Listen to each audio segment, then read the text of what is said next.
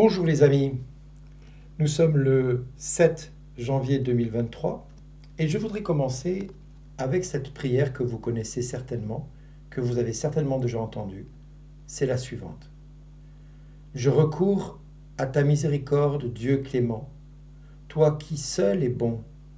Quoique ma misère soit grande et mes fautes nombreuses, j'ai cependant confiance en ta miséricorde, car tu es le Dieu de miséricorde. Et dans tous les siècles, on n'a pas entendu dire « le ciel ni la terre ne se souviennent qu'une âme confiante en ta miséricorde ait été déçue. » Ô Dieu de pitié, toi seul peux me justifier, et tu ne me rejetteras jamais. Lorsque contrite, je reviens à ton cœur miséricordieux, qui n'a jamais refusé personne, même le plus grand des pécheurs. Cette prière, faite par l'archevêque de Cracovie le 27 novembre 1997, à l'occasion de la prière à Sœur Faustine, vous connaissez tous « Jésus, j'ai confiance en toi » et nous sommes nombreux à citer cette prière très fréquemment. Mais j'aimerais vous dire que malgré que cette prière nous dise qu'on a confiance, malgré que ceci, malgré que cela, je me rends compte que beaucoup d'entre nous avons à l'esprit la peur au ventre, la peur pour les lendemains, la peur pour tout ce qui va arriver, tout ce qui va se passer dans notre pays.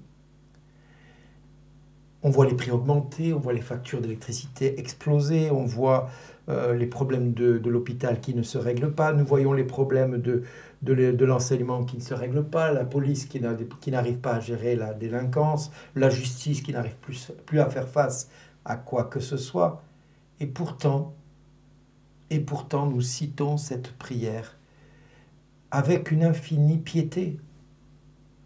Mais malgré cette piété, beaucoup de personnes qui m'appellent ont peur du lendemain, ont peur de ce qui va se produire, peur de cela, peur de ceci, peur de cela. Or, ce n'est pas un esprit de peur que nous avons reçu, mais c'est un esprit de force et de sagesse.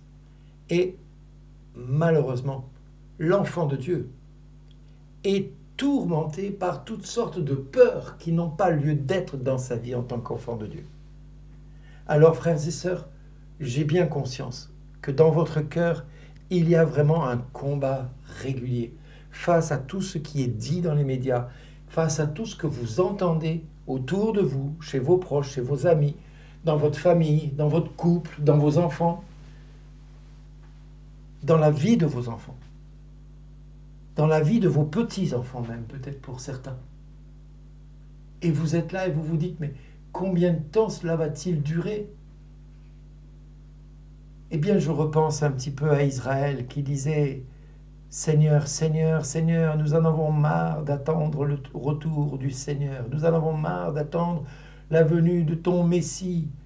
Nous voulons que tu nous libères du Romain, de cette persécution sans cesse. » Or, frères et sœurs, beaucoup trop d'entre nous oublions la parole de Dieu, qui aujourd'hui, dans le texte de la première lecture, dans l'évangile de Jean, dans la première lettre de Jean, au chapitre 5, versets 14 à 21, il est écrit ceci, « Bien-aimés, voici l'assurance que nous avons auprès de Dieu. Si nous faisons une demande selon sa volonté, il nous écoute.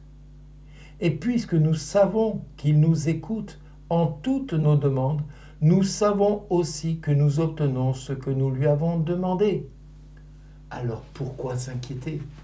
Pourquoi thésauriser? Pourquoi avoir peur de demain? Pourquoi avoir peur de ceci? Pourquoi nous laisser embarquer par la folie du monde qui, lui, n'a pas d'espérance, n'a aucune autre espérance que ce que les hommes politiques veulent bien lui laisser croire?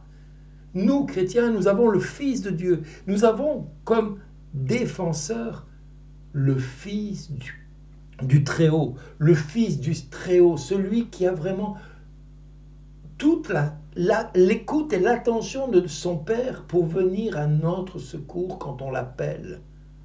Oui, nous en avons l'assurance avec la tête la plupart du temps, mais avec les actes et avec le cœur, nous y sommes loin du compte.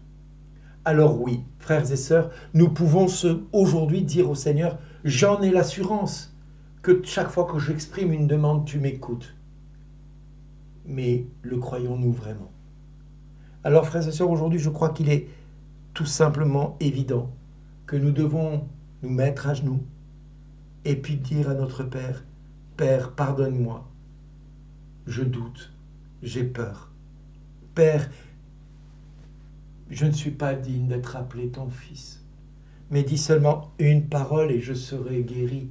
Dis seulement une parole et je sais que je serai délivré. Dis seulement une parole et je vais pouvoir vivre de ta présence en moi. Et je vais pouvoir vivre toute ma vie en moi. Merci, Papa, de venir me rejoindre dans ma souffrance et dans ce que je vis. Dans le nom de Jésus, j'ai prié. Amen. Alléluia. Merci d'exister. Au revoir.